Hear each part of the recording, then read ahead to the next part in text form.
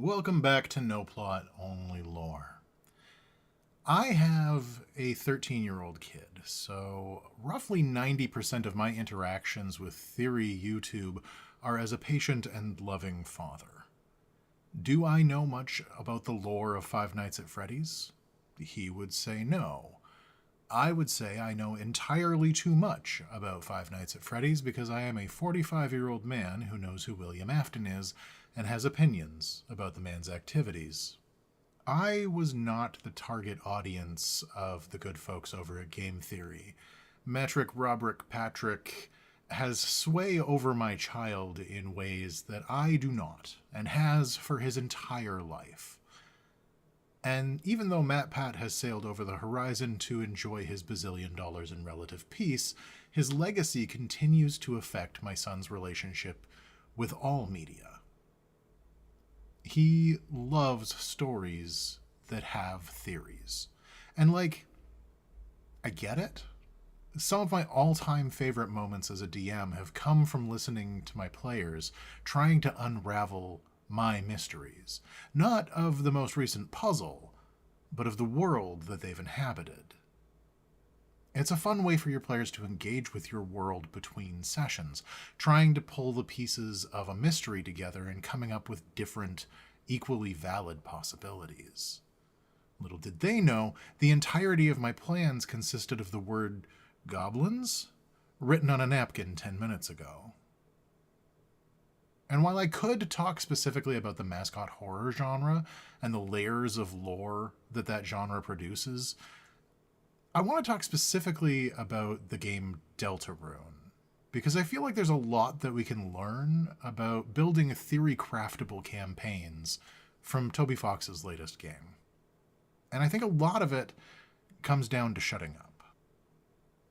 Spoilers for literally all things Deltarune up to Chapter 5, I guess, because that's the one that is coming out soon. Lovable and identifiable characters are one of the things people latch onto with any game. It's part of why the mascot horror genre is doing as well as it is, I think. People like the characters first, and then dig into the lore second, poring over backstories for clues to current mysteries. There is a huge amount of backstory that exists in Deltarune, some of which is even cribbed from another game entirely, and that backstory is reflected in how the world of the game is revealed to us. For some of these characters, how we understood those characters to exist in Undertale gives us clues to who they are in Deltarune, while others are a complete mystery.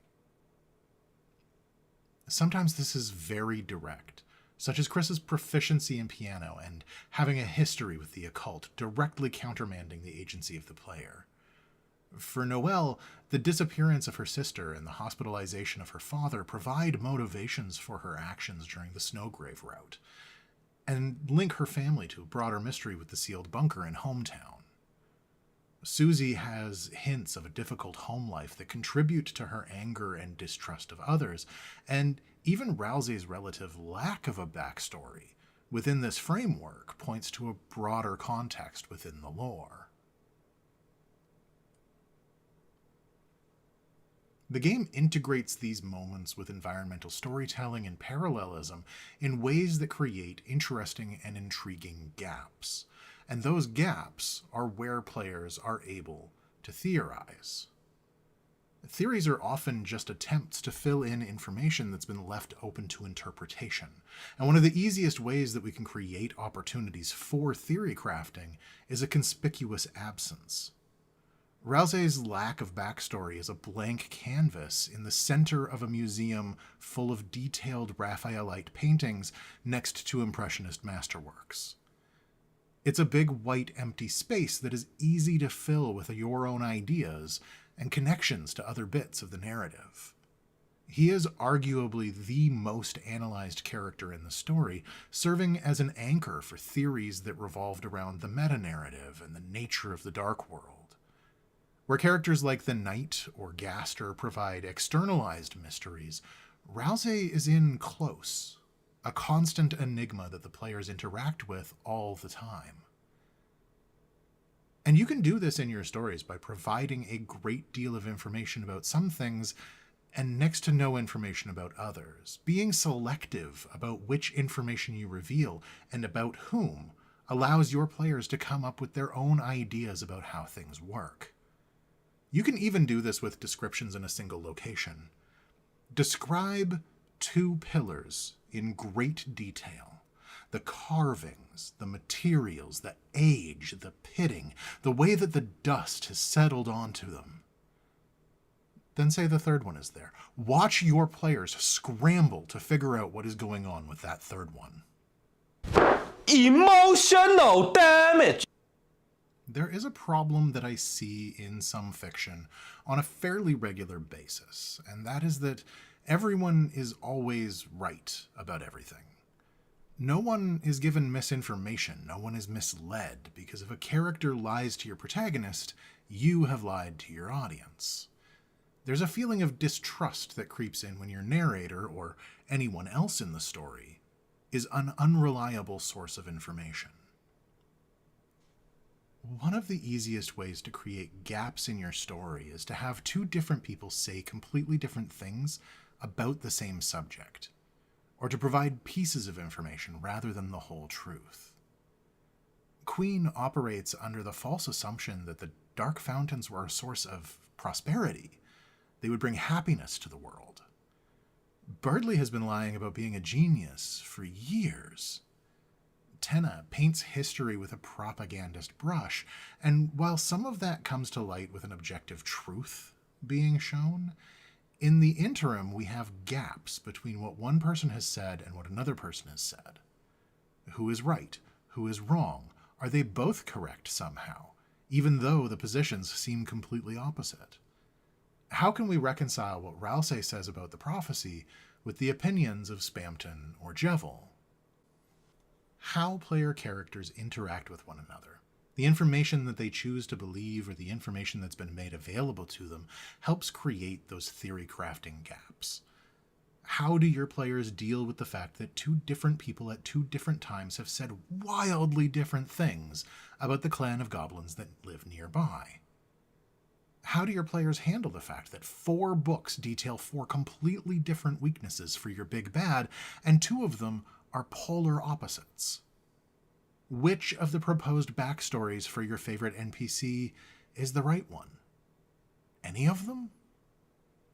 I think one of the things that makes this work, specifically in Deltarune, and a little bit in Undertale and the FNAF games and the Backrooms and whatever else has this going on, is the idea of a bicameral division. The world is divided into 2 parts, and in Deltarune I think this is the most obvious. You have a light world and a dark world. You have the world that feels real. It has normal colors and normal people and businesses and people are doing stuff and the skeleton is banging your mom. And then the dark world that is neon and strange and feels like it's out of place. In Five Nights at Freddy's, you have a normal job at an animatronic pizzeria, and you have murderous ghost children driving robots like poltergeist mecha pilots. I mean, mostly the last one. For the Backrooms, we're no-clipping out of reality and maybe sometimes back. The division between worlds provides a layer of doubt regarding what is real. Especially in Deltarune, there's a correlation between the real-world objects and the translation of those into the dark world. Finding something in one world that you haven't found yet in the other provides one of those theory-shaped holes that players love to fill. The mechanics of how a fountain is opened, even, the determination of a lightener, creates a theory space regarding who is capable of creating those worlds. Because the light world is a persistent setting, players can track the movements of every NPC to narrow down who could have been at the site of a fountain's creation. There's an egg you can get from a guy behind a tree. The only mechanical function this egg serves is pretty counterintuitive. It doesn't give you a stat boost, it doesn't trigger a quest, it just sits in your inventory. And then it exists in the fridge, in the light world. Normally, when you beat a chapter in Deltarune, you get a trophy that says that you completed the chapter without issue. The egg turns off that trophy, which indicates that the egg is an issue. I think that might just be a pun because issue can sometimes refer to offspring, and an egg would contain offspring. Whose offspring? Why do you want to turn trophies off? We don't know yet, but people have ideas. Giving your players stupid or useless items is both fun and fuel for theory building. If every mini-boss you fight has a unique coin with a specific woman's face on it, we start to wonder, who is that woman? Give any player a mechanical object and see how long it takes them to try and slot it into anything that looks like a puzzle. Providing recurring objects creates a sense of persistence, suggesting that there's a system, a method to the madness, but sometimes you just want to make an egg pun and your players go nuts theory crafting about it. But all of this needs you to do one specific thing during play. And that is Shut the up. keep your secrets. Keep secrets that aren't even secrets. Make up non-secrets and don't tell people those non-secrets. But when you do reveal the non-secret, make sure the characters revealing them think that they are the biggest deal. This isn't to say that you shouldn't give your players information. Sometimes it's better if you give them too much information, and some, or even most of it, is just plain wrong. We read a book in the Great Library that told us how to defeat you. Only works if the person who wrote the book knew what the hell they were talking about. If you never tell them that the person who wrote that book is your world's Gavin Menzies, publishing absolute nonsense as fact, and they never do any follow-up research, it's kind of on them. And you can bet the first time they realize that they've been fed misinformation, they are going to stop trusting whatever you hand-feed them and theory-craft the shit out of everything next session, which makes it so much funnier if all you do is tell them the truth.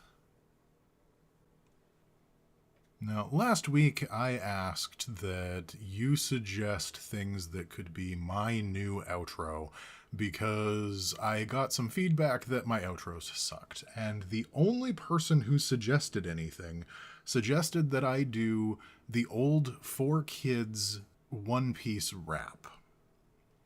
Now, I don't know if you can tell from the way that I speak, I am not a rapper, but in the interest of good faith, I am going to do a dramatic reading from the One Piece rap now.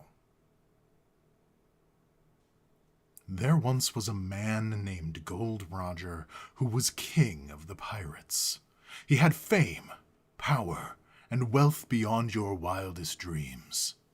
Before they hung him from the gallows, these were the final words he said.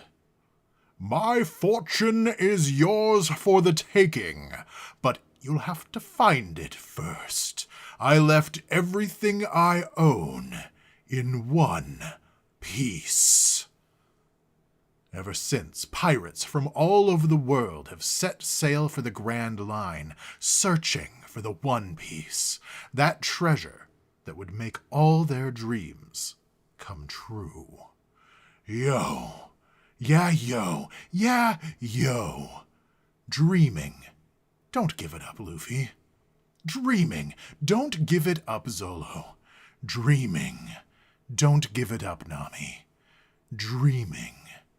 Don't give it up. Give it up. Give it up. Give it up? No.